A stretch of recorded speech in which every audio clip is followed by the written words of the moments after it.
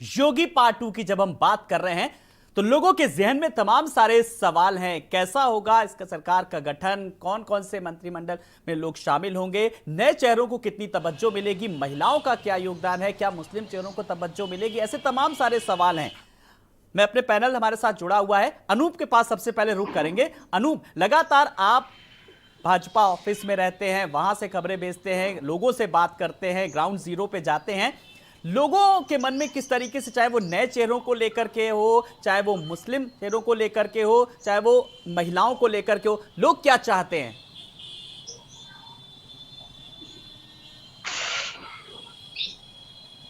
देखिए, लोग क्या चाहते हैं ये बिल्कुल साफ हो गया है, क्योंकि जिस तरह से प्रचंड बहुमत की सरकार जो है भारतीय जनता पार्टी की बनने जा रही है, तो आप समझ सकते हैं कि जनता ने जो है भारतीय जनता पार्टी के कामों को चुना है।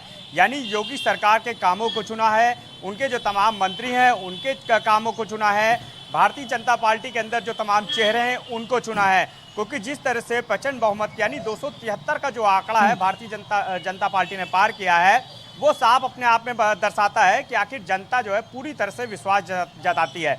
अब अगर हम बात करें शपथ ग्रहण समारोह की और सरकार की बात करें, तो योगी 2 में ऐसे चेहरों को तवज्जो दी जाएगी, तरजीह दी जाएगी जिनका अपने क्षेत्र में खासा प्रभाव है, जो अपने नाम और चेहरे के दम पर जो है चुनाव जीत करके आए हैं। कुछ ऐसे भी चेहरे जो है मंत्रिमंडल में शामिल किए जाएंगे जो विपक्ष के प्रभावशाली नेताओं को हराकर विधानसभा पहुंचे हैं। महिलाओं को खास जो है तरजीह दी जाएगी, क्योंकि इस बार की विधानसभा में जो महिलाएं हैं वो भी बड़ी संख्या में पहुंची हैं।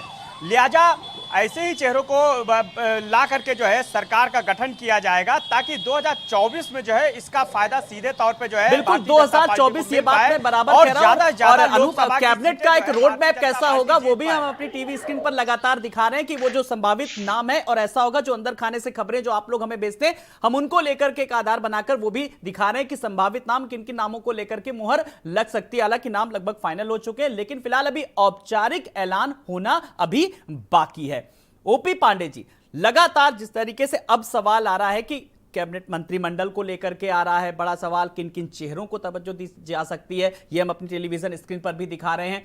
लेकिन अब आप लोगों के सामने, या यूं कहें कि सरकार के सामने भी एक बड़ी चुनौती है, क्योंकि प्रचंड बहुमत दिया है। जाहिर सी बात है कि अब वो मुद्दे भी उठेंगे, चाहे वो बेरोजगारी का मुद्दा हो, चाहे वो कानून व्यवस्था का मुद्दा, इन मुद्दों पर अब पूरी तरीके से सीधे तौर पर काम करना है। निश्चित रूप से देखिए, पहले तो मैं आलोक जी, जो पुराना जवाब मेरा अधूरा रह गया था। हाँ। कि जो इनका कहना है कि 1 लाख कार्यकर्ता बुलाए जा रहे हैं, देखिए 1 लाख कार्यकर्ता नहीं बुलाए जा रहे हैं। समाज के विभिन्न क्षेत्रों के जो लोग भी हैं, उसमें समाज सेवी भी हैं, उसमें क्रिकेटर भी होंगे, उसमें उद्योगपति भी हैं, उसमें व्यवसायी भी होंगे। तो समाज का जो प्रतिनिधित्व है, निश्चित रूप से अगर सरकार हमारी है, पार्टी हमारी पार्टी की सरकार है, तो जो निमंत्रण पत्र का वितरण सरकार या पार्टी के लोग करेंगे। तो इसलिए समाज का, सर्व समाज का समावेश होगा वहाँ, वो आप देखेंगे वहाँ पर। लेकिन आप तो कह रहे हैं, लेकिन फिर ओपी पांडे जी, अभी देखिए रोहित जी ने साफ तौर पर कहा उनको अभी तक कोई निमंत्रण ही नहीं मिला है। अब रोहित जी को मिला नहीं मिला मैं नहीं कर सकता हूँ, लेकिन इनके पार्टी की जो अब साज को आज के आपके सामने तो उन्होंने बताया भाई। नहीं, तो रोहित जी को मिला नहीं मिला, देखिए अभी तो हमारे पास भी नहीं आया, लेकिन मुझे लगता है आज शाम तक आ जाएगा हमारे पास भी। तभी तो मेरे पास भी निमंत्रण नहीं आया है, लेकिन शाम तक आ जाएगा। शाम तक मुझे उम्मीद है रोहित जी को मिल जाएगा। रोहित जी शाम तक इंतजार करेंगे या अभी सवाल उठाएंगे?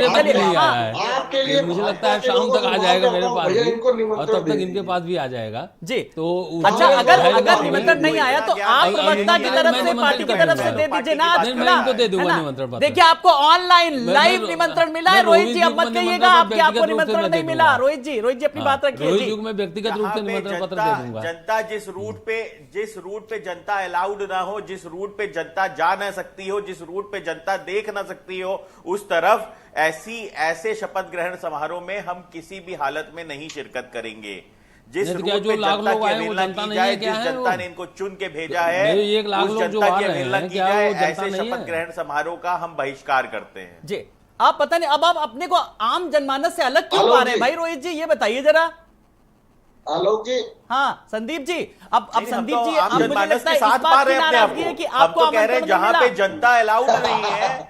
अच्छा संदीप जी, अच्छा देखिए, फिर आप ओपी ने तो गलती जनता के करी। साथ ओपी जी, खड़े हैं अब कि आपने संदीप जी जिस को रूट आमंत्रण पे नहीं दिया। जनता जी अलाउड नहीं है, जिस रूट पे संदीप जी जनता को को भी जाना दे देंगे। मना जी कर जी, दिया अब तो गया है। संदीप जी अब तो मुस्कुराइए। नहीं, हम भाई तो जिनको जनता के साथ जो खड़े भी हैं, आना जिस रूट चाहें, पे जो जनता- अब तो कहिए इस भव्य भाई समारोह मेरे में पास भाई जो हम भी भी शामिल आमंत्रण होंगे। आएंगे मैं अपने कार्यकर्ताओं को न दे करके हम लोग गांधीवादी विचारधारा के और पार्टी व्यक्ति के हैं, लोग जो आना चाहेंगे सबको हम बहुत ज्यादा आमंत्रण असर देंगे। नहीं होता। जी अब आप ऐसे विचारधारा रहने की बात वाले अगर हैं करें, ना, हमें तो जीत में लगता है यहाँ वो पर हार आपको में ये हार बात में करनी हार। चाहिए। हम सर्व धर्म की बात करते हैं नहीं सर, नहीं, मुझे देखिए तो लगता है कि गांधीवादी आपको अगर ये बात करनी विचारधारा चाहिए। है तो गांधी जी ने कहा था कांग्रेस को भंग कर देना चाहिए आजादी के बाद।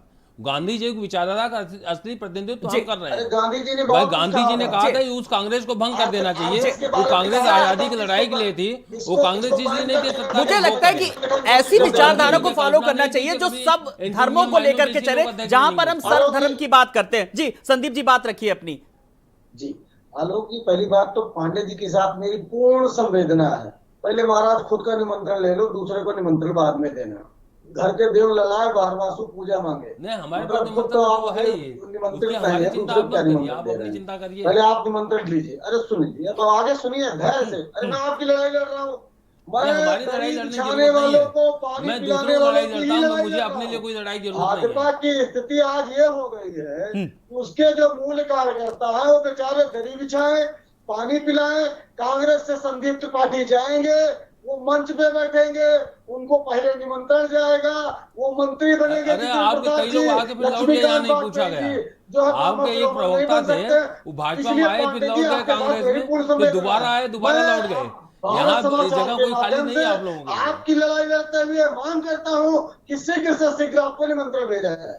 जी। और नहीं, हमारे पास है निमंत्रण, आप हमारी चिंता मत करिए। अच्छा संदीप जी, आपने एक बात कही, हाँ। संदीप जी मेरी बात सुन आप लीजिए, हमारी फिर आप चिंता जवाब मत दे करिए, दीजिएगा। आप अपनी आपने चिंता कहा करिए। कार्यकर्ताओं को लेकर के सवाल उठाए आपने कि पानी पिलाओ, जैसे कई आपने उदाहरण दिए। तो लेकिन संघ भी बराबर कहता आ रहा है कि छोटा बड़ा कोई नहीं है, लेकिन बड़ी बात यह है कि बीजेपी जिस नारे को लेकर के चली, मेरा बूथ सबसे मजबूत, जहां पर छोटे छोटे कार्यकर्ता ने किस तरीके से काम किया और उसका असर भी साफ तौर पर देखने को मिला। इस बात को मानते हैं कि नहीं संदीप जी? जी बिल्कुल। देखिए, आरएसएस ने एक मिशनरी मोड पर काम किया, भाजपा नहीं, भाजपा कुछ है ही नहीं है। आरएसएस ने एक मिशनरी मोड पर काम किया और उस मिशनरी मोड को लगभग वो कई 90 वर्षों से लड़ रहे हैं। वो 90 वर्षों से ज्यादा हो गए, 90 वो नहीं, उस 100 लड़ाई होने को जा लड़ते रहे आ रहे हैं और 3 आज साल इस में 100 परिस्थिति हो में वो जाएंगे। पहुंचे कि वो इतने मजबूत हुए। बिल्कुल मजबूत है, इसमें कोई दो राय नहीं। हमारी आइडियोलॉजिकल जो लड़ाई है वो भाजपा को तो हम लोग को समझते ही नहीं है ही कुछ नहीं है। अगर आज भी आरएसएस हट जाए तो भाजपा 2 सीट नहीं जीत सकती, मोदी नहीं जीत सकते हैं, योगी जी और उनकी तो बात ही करिए, छोड़ दीजिए। आरएसएस उस तरीके से इनकी जो है रीढ़ की हड्डी है, जिस तरीके से बिना रीढ़ की हड्डी के आदमी नहीं खड़ा रह सकता, उसी तरह आरएसएस के बिना नहीं रह सकता। चलिए, ये सब मुद्दे संदीप जी हमें लगता है हम लोग चुनाव के दौरान सब उठाते रहे हैं। फिलहाल अब मुझे लगता है कि थोड़ा आगे की बात करें तब ज्यादा बेहतर होगा। आगे की बात जब मैं करूं, सुनिए मैं आ रहा हूं, समय बहुत कम है। ओपी पांडे जी, कुल मिलाकर के जब हम लगातार मंत्रिमंडल के लेकर के स्वरूप को लेकर के बात कर रहे हैं, चाहे वो तमाम सारी चीजों को लेकर के हम जिस तरीके से जिक्र कर रहे हैं, नामों को लेकर के, नए चेहरों को लेकर के, तो आप लोगों के सामने जब चुनौती है, बड़ी चुनौती सवाल, मैंने इसलिए ये शब्द इसका इस्तेमाल किया क्योंकि आपको अपने सहयोगियों को भी कहीं ना कहीं खुश करना है। क्योंकि निषाद पार्टी के अध्यक्ष संजय निषाद भी अपनी महत्वाकांक्षा सार्वजनिक मंचों से जाहिर कर चुके हैं। डिप्टी सीएम की उनके अंदर भी एक लालसा है। हालांकि उन्होंने ये नहीं कहा, उन्होंने कहा कि हमारे कार्यकर्ता ये चाहते हैं, उन्होंने खुद नहीं इच्छा जाहिर। तो ऐसे में आप लोग कैसे उनको भी साथ लेकर के चलेंगे, या यूं कहे कि कैसे खुश करेंगे? नहीं, देखिए, जो भी हमारे प्रमुख सहयोगी हैं उनकी सरकार में भागीदारी होगी और समुचित भागीदारी होगी। और निश्चित रूप से हमारी पार्टी बड़े हैं, वरिष्ठ कार्यकर्ता बड़ी संख्या में हैं, तो उसमें चुनना एक मुश्किल काम है। लेकिन हम ऐसी टीम बनाएंगे जिसमें कि सभी वर्गों का समुचित प्रतिनिधित्व होगा, महिलाओं का प्रतिनिधित्व होगा, युवाओं का प्रतिनिधित्व होगा, समाज के जो भी वर्ग पीछे रह गए उनका प्रतिनिधित्व होगा और योग्य, कर्मठ और ईमानदार लोग लाए जाएंगे। जी चलिए, ये बात तो लगातार शीर्ष नेतृत्व कह रहा है कि हम योग और कर्मठ लोगों को लाएंगे। अनूप, ये सवाल मैं आपके पास इस सवाल का जवाब लेकर के आ रहा हूं क्योंकि आप फील्ड में लगातार लोगों के इंटरव्यू करते हैं, आपने भी कई बार ओम प्रकाश राजभर का इंटरव्यू करा। जो सहयोगी दल है उनकी भी अपनी कहीं ना कहीं महत्वाकांक्षाएं और वो भी जोर मार रही कहीं की। और इससे पहले अनुप्रिया पटेल देख लीजिए किस तरीके से उन्होंने अमित शाह से मुलाकात की और लगातार जो संजय निषाद भी अपनी इच्छा जाहिर कर चुके हैं। तो ऐसे में उन सबकी महत्वाकांक्षा और ऐसे में सामंजस्य बिठाना एक बड़ी चुनौती कहीं ना कहीं हो सकता है। अनूप देखिए, बिल्कुल इससे इनकार नहीं किया जा सकता, क्योंकि अनुप्रिया पटेल जो है वो इस बार जो है बेहतर परफॉर्मेंस के साथ जो है वापस लौटी हैं। निषाद पार्टी की बात करें तो उनके भी कई विधायक जो है जीत करके आए हैं, तो सहयोगी दलों को साथ लेकर के ही बीजेपी को चलना पड़ेगा। और यही वजह है कि लगातार केंद्र यानी अमित शाह जो है वो योगी आदित्यनाथ के साथ जो है बैठक करते रहे, और ये बिल्कुल तय है कि केंद्र और प्रदेश का समन्वय के साथ जो है इस जो कैबिनेट के जो गठन होगा वो साफ तौर पर दिखाई देगा। ऐसे ही चेहरे सामने आएंगे जो दोनों के समन्वय के साथ जो है सरकार में बैठेंगे। लिहाजा ऐसे चेहरों को ही तवज्जो दी जाएगी, और इससे इनकार नहीं किया जा सकता कि इस बार अनुप्रिया पटेल का जो कद है वो बिल्कुल बढ़ेगा। इसके अलावा निषाद पार्टी जिसने बेहतर जो है सहयोग किया, बेहतर करके आई है, लेकिन ये जरूर है कि लगातार संजय निषाद जो है वो मिलते रहे हैं और कहीं ना कहीं ये लालसा जताते रहे हैं कि उनको कोई बड़ी जिम्मेदारी यदि मिलेगी तो वो उसको निभाने के लिए तैयार हैं। अब कल देखना होगा कि जब सरकार का गठन होता है तो उनको कौन सी बड़ी जिम्मेदारी जो है दी जाएगी।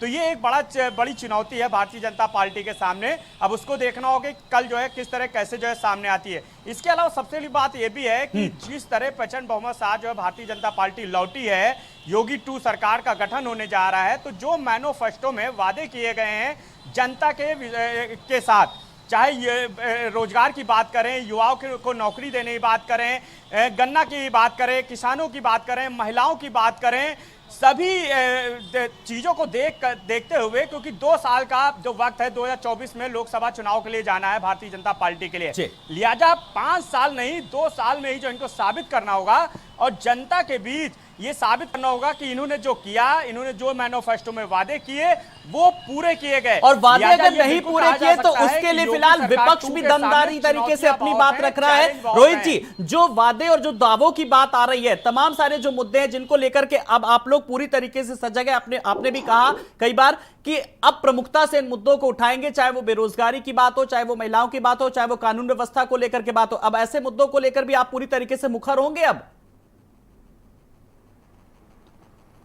नहीं, देखिए, हम पहले भी पूरी तरीके से मुखर थे। पिछले इनका जो कार्यकाल था उसके अंदर भी हम निरंतर बात करते थे कि गन्ना किसानों का ये भुगतान नहीं कर रहे हैं, गन्ना किसानों की समस्याएं हैं। आप उसका रिजल्ट देखिए, इनके गन्ना मंत्री हार गए, इनके 12 मंत्री हारे हैं। हम निरंतर इनको कहते थे कि जो है साहब यहाँ पे जनता को समस्या हो रही है, पर इन्होंने कभी भी हमारी बात को नहीं सुना। उसका रिजल्ट ये रहा कि 12 मंत्री हार के आए हैं। तो मुझे लगता है कि हम आगे भी अपनी जो विपक्ष की एक सकारात्मक भूमिका होगी उसके अंदर हम पूरी तरीके से भारतीय जनता पार्टी को जनता की आवाज पहुंचाते रहेंगे और जनता के जो समस्याएं हैं उनको पहुंचाते रहेंगे। कानून व्यवस्था पे जीत के आए हैं और जीतने के बाद कितनी समस्याएं हो चुकी हैं उत्तर प्रदेश के अंदर। आप देख रहे हैं अभी कुशीनगर की घटना, लखनऊ के अंदर डकैती हो चुकी है। इस तरीके की जो घटनाएं हैं, युवक कहीं पे मार दिया गया है, एक पत्रकार को आगरा के अंदर थाने में बुला के खाली इसलिए क्योंकि उसने एक रिपोर्टिंग कर दी थी, उसके ऊपर पुलिस वालों ने 3rd डिग्री टॉर्चर इस्तेमाल किया है गौरव बंसल के ऊपर। तो जिस तरीके से भारतीय जनता पार्टी ने निरंतर अपना चेहरा दिखाना शुरू कर दिया है, लगता नहीं है कि भारतीय जनता पार्टी कहीं भी अपने जनता की सेवा के लिए आई है, वो अपने लाभ के लिए आई है। और शपथ ग्रहण समारोह से ही उन्होंने दिखाना शुरू कर दिया है कि जब भारतीय जनता पार्टी के कार्यकर्ताओं के लिए ही वो शपथ ग्रहण समारोह किया जा रहा है और जनता को उस रूट पे मना किया गया है, एक एडवाइजरी जारी की है कि जनता उस रूट पे ना जाए। तो मुझे लगता है कि अगर इस तरीके से पांडे जी इतने सारे सवालों के जवाब अब सारे देने की ग्रहण समारोह के लिए अपने लिए आप बीजेपी अपने लिए कर रही है तमाम सारे मुद्दों को लेकर के, अब आप ही जवाब दीजिए इसका। देखिए, इसमें आलोक जी कोई जवाब जरूरत नहीं। देखिए, देश की जनता बहुत समझदार है। अगर वो भारतीय जनता पार्टी चाहे केंद्र में हो, राज्य में हो या तमाम राज्यों में, गुजरात में हमारी सरकार 20 साल से चल रही है, मध्य प्रदेश में थोड़े से अंतराल के अलावा हमारी सरकार बहुत लंबे समय चल रही है। तो जहाँ सरकार लंबे समय तक इसी चलती है, जनता संतुष्ट है और जनता इनसे ज़्यादा समझदार है। इन्होंने कोशिश की थी, इनको पार्टी को कुल 8 सीटें मिली हैं, ये शायद 30 से ज़्यादा लड़े थे, 1/4 सफलता है। हमारी जो सफलता है वो 2/3 से ज़्यादा है। तो आपके तर्क के हिसाब से कांग्रेस ने सही काम किया, तो मोदी जी को जरूर बता दीजिए। कांग्रेस तो एकदम अच्छा काम कर रही है, वो देश के हित में है। कांग्रेस जैसे सोनिया गांधी समाप्त कर देंगी कांग्रेस को। अरे मैं इतने दिन शासन की बात कर रहा हूं। कांग्रेस देश के हित में है, कांग्रेस समाप्त हो रही है, मुझे पता है। अगली बार कांग्रेस के सांसद 10 से कम रहेंगे। जिस तरह उत्तर प्रदेश में आपके 2 विधायक हैं, अगली बार 2 सांसद पूरे देश में आपके आएंगे। विष्णु संदीप जी, संदीप जी आप चिंता मत करिए, कांग्रेस जो है अगली बार आपके सांसद 2 से ज्यादा नहीं आएंगे। जिस तरह उत्तर प्रदेश में 2 विधायक हैं संदीप इस जी, बार, ये भविष्यवाणी हो रही है अगली बार कांग्रेस तो के 2 लिए, से ज्यादा देखिए। सांसद भी आपके नहीं आने वाले हैं भाई। राहुल गांधी वायनाड से देखिए, जीते, हाँ, उसी के अच्छा, कारण सुनेंगे आए। सुनेंगे, हाँ हाँ, सोनिया जब गांधी जब आप तो लेंगे बाहर जी जा रही जी हैं, जी, हाँ सोनिया सुनिए, गांधी अपनी बात बाहर रखिए जा रही संदीप हैं। जी, संदीप जी जी। आलोक जी पांडे जी ने ये कहा कि 2 सांसद ही जीत के आएंगे, तो 1 सीट तो ये ऐसे ही 100 गुना बढ़ा दिए। हम आगे पिछले चुनाव में 1 ही सीट जीते थे, नहीं, पिछली 2 बार तो ये खुद आपके बता रहे हैं। 48 तो मतलब सांसद थे, 100 अगली गुना बार ये 2 बढ़ा आएंगे। दे रहे हैं। जैसे उत्तर अब प्रदेश में तो 2 ये विधायक हैं, आपके 2 सांसद आएंगे। अच्छा सुनिए दो संदीप जी, सांसद आएंगे। अब ये हार जीत नहीं, हार जीत की पूरे बात भारत से 2 नहीं जी। आएंगे। चलिए किसकी कितनी उत्तर सीटें प्रदेश आई, में तो बात खाता इस पर नहीं होनी खुलेगा। चाहिए। बात राहुल मैं गांधी सत्ता निपट पक्ष गए, और सोनिया भी विपक्ष की निपट कर रहा जाएंगी। हूं, मंत्रिमंडल को लेकर के कर रहा हूं। संदीप जी, सोनिया गांधी संदीप अब जी एक जीतने सवाल वाली का नहीं है जवाब दीजिए रायबरेली से। लगातार। मैं आपसे कोई भी सवाल इस तरीके का नहीं कर रहा हूं कि कांग्रेस ना आधार ना जनाधार सवाल पूछ रहे, मेरा ये सवाल ही नहीं है आपसे। मैं आपसे ये सवाल कर रहा हूं विपक्ष के तौर पर किस तरीके से अब आप लोग अपनी बात रखेंगे उत्तर प्रदेश के परिप्रेक्ष्य में, मैं अगर मैं बात करूं तो जी जी देखिए, उत्तर प्रदेश में पिछले जो सरकार थी, हमने पूरे विपक्ष का जो रोल अदा किया। अखिलेश जी कहीं ना कहीं के एक हार का मुख्य कारण जो मुझे लगता है, उनका जो है लोगों के बीच में ना निकलना, हाँ, और इस अखिलेश जी बात हार को गए, आप शायद तो जीत समझे, गए। और इस वजह से हाँ, लोकसभा इससे से बढ़िया इस्तीफा दिए। मजाक नहीं होता। लोकसभा से अखिलेश जी इस्तीफा हार देने गए, का आप जीत कारण गए। उनका सिर्फ यही रहा कि उनको लगा कि हमें जो है पब्लिक के बीच में, देखिए 5 वर्ष में जितने भी आंदोलन हुए, ये हमारे आईएलडी के जो नेता है, जो प्रवक्ता है, ये भी वो भी मानेंगे कि वो एक भी आंदोलन में वो खुद सम्मिलित नहीं हुए। कार्यकर्ताओं ने लाठी खाई, मार खाई, वहां कार्यकर्ताओं से भी मिलने अखिलेश जी नहीं गए। लेकिन कांग्रेस ने विपक्ष का रोल अदा किया पूरे जो है 5 वर्ष, और आगे भी हम, चाहे बेरोजगारी की समस्या हो, चाहे जो है जानवरों की समस्या हो, चाहे महिलाओं का उत्पीड़न हो, चाहे महंगाई हो, XYZ कोई भी उत्तर प्रदेश की जनता अच्छा की ठीक है, कोई भी आपने समस्या हो, आपने या रोहित जी के लिए सरकारी सवाल कोई किया, धरना हो, मैं रोहित जी के पास आ रहा हूं। जमानत रोहित जी, कराने का। जिस तरीके से अखिलेश जी पर 387 सीधा सीधा सीटों आरोप में। लगा कि वो जनता के बीच नहीं गए। अरे भाई, आपके प्रदेश अध्यक्ष थे तमकुई राज से किस तरीके से, वो तो बुलेट पर बैठ करके, मोटरसाइकिल पर बैठकर प्रियंका के साथ उनका वीडियो भी किस तरीके से वायरल हो रहा था चुनाव प्रचार के लिए। कोरोना में भी आवाज उठाई, उसके बाद भी उन्हें हार का सामना करना पड़ा, और सवाल अखिलेश यादव पर उठाए, बड़ी विडंबना है। रोहित जी नहीं, देखिए, कांग्रेस की मैं किसी भी बात पे इसलिए जवाब नहीं देना चाहता हूं कि मरते हुए व्यक्ति की आखिरी बातें सुन लेनी चाहिए। तो उनके पास कार्यकर्ता भी नहीं है, अब उनकी समस्याएं अलग हैं, तो और प्लस वो विपक्ष में है, तो उनके ऊपर मुझे टिप्पणी करने का कोई हक भी नहीं है, और मैं करना भी नहीं चाहता हूं। मुझे लगता है भी हम अपनी एनर्जी को सत्ता को घेरने में और सत्ता तक अपने जनता के मुद्दों को उठाने में लगाएंगे। हम कांग्रेस के ऊपर कोई टिप्पणी नहीं करना चाहते। भाई वो कांग्रेस के प्रवक्ता है, तो उनकी अपनी मजबूरियां हैं, तो उनको अपनी पार्टी के डिफेंड करना है, वो डिफेंड कर रहे हैं, उनका धर्म भी है, उनका हक भी है, और उनको करना भी चाहिए। जी, तो मुझे नहीं लगता संदीप कि जी, आप कांग्रेस के ऊपर मैं आप समय भी तो बर्बाद कह करना सकते हैं आपके चाहूंगा। पास हाँ, भारतीय कार्यकर्ता की जनता कमी पार्टी का को आरोप। जरूर अरे मैं भाई, जनता के आपके मुद्दों पास के- तो G23 जैसा देखिए, समूह है, देखिए ये बात आलोक क्यों जी, नहीं पहुंचा बिल्कुल पाते हम आप लोग? कांग्रेस का संगठन उत्तर प्रदेश में कमजोर था, लेकिन उसको प्रियंका जी के आने के बाद मजबूती मिली। जिस तरीके से ध्रुवीकरण पर उत्तर प्रदेश में अब की बार चुनाव हुआ, सपा बनाम भाजपा, भाजपा बनाम सपा, उसमें अगर हम इतना ही परसेंटेज वोट पाए हैं, तो ये हमारे कार्यकर्ताओं की देन है। और एक चीज और समझिए, आप देखिए हर बार विपक्ष जो है, निर्दलीयों का वोट परसेंटेज क्या रहता था, कितने निर्दलीय जीत के आते थे। अब की बार के चुनाव में सब कहां गायब हो गए। शरद यादव जी की पार्टी XYZ बहुत सारी पार्टियां चुनाव लड़ी थी, अब की बार किसी का रिप्रेजेंटेशन नहीं है, यहाँ तक कि बसपा एक सीट पर पहुंच गई। उसका कारण ये था कि अखिलेश जी को लगा कि हमको जिन्ना जी कहने से फायदा होगा। हम कई बार आपके डिबेट में, आपके साथ डिबेट में रहे, हमने ये बात तो उस समय उठा रहे थे कि जिन्ना जी का मुद्दा आप क्यों उठा रहे हो। एक सिक्के के दो पहलू, आप चाहते हो कि ध्रुवीकरण हो। फिलहाल आप लोगों ने जो मुद्दे उठाए, जनता ने उनको फिलहाल पूरी तरीके से नकार दिया। कुल मिलाकर ओपी पांडे जी, आप एक ऐसा क्या संदेशा देना चाहेंगे? कुल मिलाकर के अगर बात करें तो मंत्रिमंडल जैसा होगा, नई सरकार का गठन होगा, और जनता के बीच पूरी तरीके से विश्वास, और विश्वास से तात्पर्य जो मुद्दे अहम हैं, बेरोजगारी को लेकर के, कानून व्यवस्था को, उन पर अब बेबाकी से काम करेंगे, क्योंकि प्रचंड बहुमत के बाद अब और भी ज्यादा उम्मीदें बढ़ गई जनता की। देखिए आलोक जी, पिछले 2 साल जनता के लिए बहुत कष्ट के थे, कि कोरोना वैश्विक महामारी थी। उस महामारी में भी सरकार ने बहुत अच्छा काम किया, और आगे जो आने वाली सरकार है वो सर्वसमावेशी और संवेदनशील सरकार होगी। और जो भी इश्यूज हैं, चाहे बेरोजगारी को हो, चाहे महिलाओं को हो, चाहे वृद्धों को, जैसे वृद्धावस्था पेंशन हम 1500 करने जा रहे हैं, इसी तरह जो तमाम भी समाज के विभिन्न वर्ग हैं। देखिए, मेडिकल एजुकेशन को बहुत तेज़ी से बढ़ाने जा रहे हैं। हर ज़िले में मेडिकल कॉलेज है, अगले 5 साल में हर ज़िले में मेडिकल कॉलेज फंक्शनल हो जाएंगे। जो बच्चे आज यूक्रेन या और उन देशों में पढ़ने के लिए जाने के लिए विवश हैं, तो हम इतने मेडिकल कॉलेज, चाहे भारत में भी जब से भारतीय जनता पार्टी सरकार आई है तो लगभग दुगनी सीटें हो गई मेडिकल एजुकेशन की।